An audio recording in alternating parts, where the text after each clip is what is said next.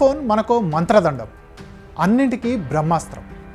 ఫోన్లో ఏ పని చేయాలన్నా ఒక యాప్ కావాలి. ప్రతి పనికి యాప్స్ ఉన్నాయి. ఈ యాప్స్ ఇన్స్టాల్ చేసేటప్పుడు రకరకాల పర్మిషన్స్ అడుగుతాయి. ఫుడ్ డెలివరీ యాప్కు మన మొబైల్ కెమెరా యాక్సెస్ ఎందుకు? ఫోటో ఎడిటింగ్ యాప్కు ఎస్ఎంఎస్లతో ఏం పని? క్యాబ్ బుకింగ్ యాప్కు స్టోరేజ్ యాక్సెస్ ఎందుకు? ఇలా ఎప్పుడైనా ఆలోచించారా? సైబర్ నేరగాళ్ల వలకు మనం ఎలా చిక్కుతున్నామో చూద్దాం.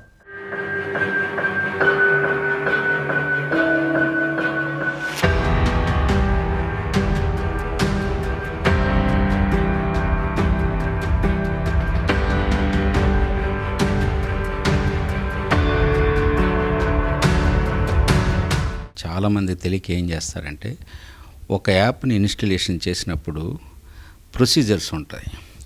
ఆ ప్రొసీజర్లో స్టెప్ బై స్టెప్ ప్రొసీజర్స్ ఉంటాయి. ఆ ప్రొసీజర్లో చాలామంది యాక్సెప్ట్ అని బటన్ ప్రెస్ చేస్తుంటారు.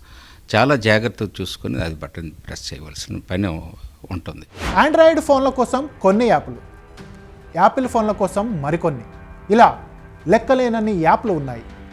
ఏదో ఒక అవసరం కోసం ఈ యాప్లను స్మార్ట్ ఫోన్లలో ఇన్స్టాల్ చేసుకోవాల్సిందే. అయితే ఈ యాప్లను ఇన్స్టాల్ చేసేటప్పుడు కొన్ని జాగ్రత్తలు తీసుకోవడం ముఖ్యమని నిపుణులు చెప్తున్నారు.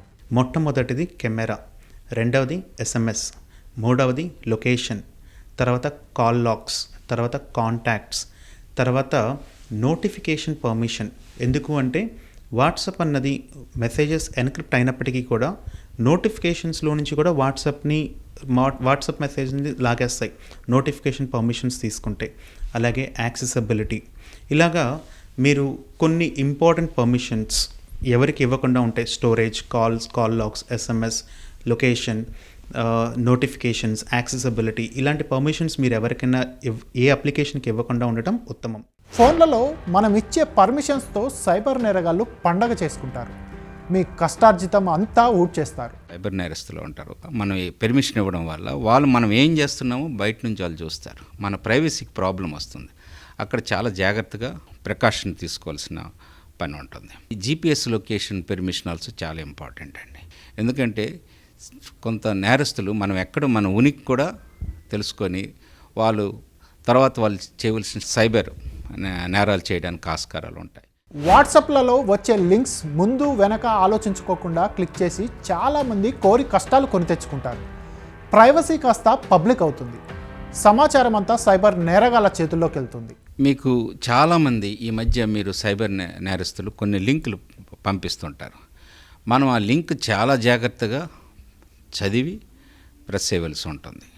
ఒకవేళ మీకు తెలియదు అనుకోండి, ఎవరికో తెలిసిన వాళ్ళకి అడిగి అది ప్రెస్ చేయాలి. చాలామంది చదువుకోని వాళ్ళు కూడా ఉంటారు.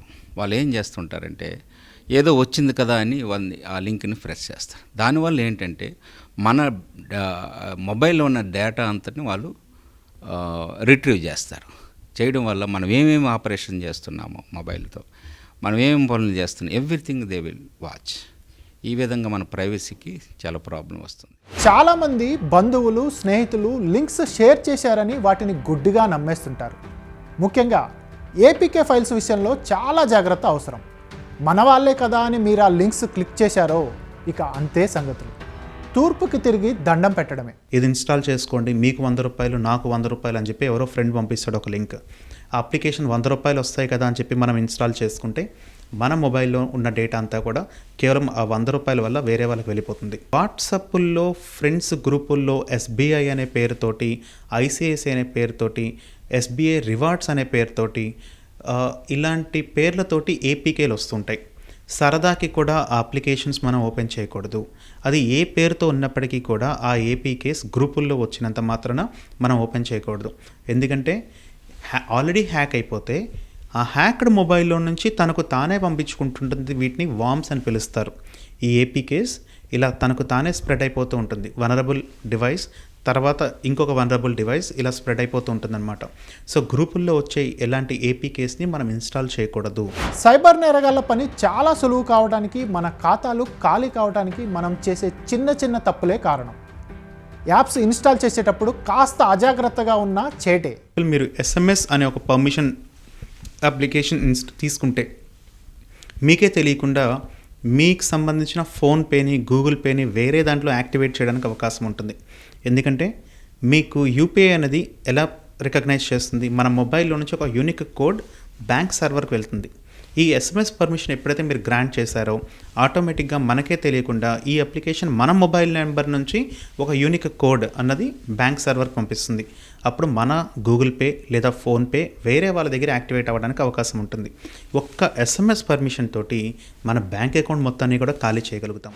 మీ ఫోన్ హ్యాక్ అయిన తర్వాత ఏం జాగ్రత్తలు తీసుకోవాలో మీకు ఎవరికైనా ఐడియా ఉందా? పోనీ మీ బంధువులు, స్నేహితులకైనా ఈ విషయాలు తెలుసా? లేదంటే ఒకసారి ఇది వినండి. ఇలాగ ఎప్పుడైనా జరిగితే ముఖ్యంగా దాన్ని నెట్ నుంచి డిస్కనెక్ట్ చేసేయండి, ఐసోలేట్ చేయాలి ఆ పర్టికులర్ అప్లికేషన్ని. ఆ తర్వాత యాప్స్ లిస్ట్లోకి వెళ్ళి ఆ అప్లికేషన్ పేరేంటో చూసి ఆ అప్లికేషన్ అన్ఇన్స్టాల్ చేయాలి. ఒకవేళ మీకు ఆ అప్లికేషన్ పేరేంటో తెలియకపోతే ఒకసారి మీరు ఇన్స్టాల్ చేసిన అప్లికేషన్స్ అన్నింటినీ చూడండి. మీకు తెలియని ఏ అప్లికేషన్ ఉన్నా యాప్స్ లిస్ట్లో నుంచి అన్ఇన్స్టాల్ చేయండి, మెనూలో నుంచి కాదు, యాప్స్ లిస్ట్. ఎందుకంటే కొన్ని అప్లికేషన్స్కి ఐకాన్స్ ఉండవు, అది మెనూలో కనిపించవు, కానీ యాప్స్ లిస్ట్లో కనిపిస్తాయి. సో యాప్స్ లిస్ట్ ఓపెన్ చేసి దాని నుంచి అన్ఇన్స్టాల్ చేయాలి. అప్పటికి తెలియకపోతే ఎవరైనా ఒక సైబర్ సెక్యూరిటీ రిలేటెడ్ పర్సన్కి ఎవరికైనా అప్ చెప్తే వాళ్ళ అప్లికేషన్ రిమూవ్ చేస్తారు. ముఖ్యంగా ముందుగా మీరు ఇంటర్నెట్ని ఆఫ్ చేసేయాలి, సిమ్ కార్డు కూడా తీసేయాలి దాంట్లో నుంచి. ఒకవేళ మీరు సిమ్ కార్డ్ అలాగే కంటిన్యూ చేస్తే మీ బ్యాంక్ అకౌంట్ వేరే వాళ్ళ ఆల్రెడీ ఆ నెంబర్ కనెక్ట్ అయ్యి ఉంటే మీ బ్యాంక్ అకౌంట్ ఖాళీ అయ్యే అవకాశాలు ఉంటాయి. తక్కువ రేటింగ్, పూర్తిగా నెగిటివ్ రివ్యూ ఉన్న యాప్లను ఇన్స్టాల్ చేయొద్దు. అలాగైతేనే మనం మన కష్టార్జితం భద్రం. ప్లే స్టోర్ ఓపెన్ చేసినప్పుడు ఒక అప్లికేషన్ ఇన్స్టాల్ చేసుకోవడానికి ముందు కొంచెం స్క్రాల్ డౌన్ చేస్తే ప్లే స్టోర్లోనే పర్మిషన్స్ అని ఒకటి కనిపిస్తుంది, డేటా పాలసీ అని ఒకటి కనిపిస్తుంది. అంటే మన డేటాను తీసుకొని వాళ్ళు ఎలా యూస్ చేయబోతున్నారు, ఎలాగా ఉపయోగిస్తారు అన్నది కనిపిస్తుంది.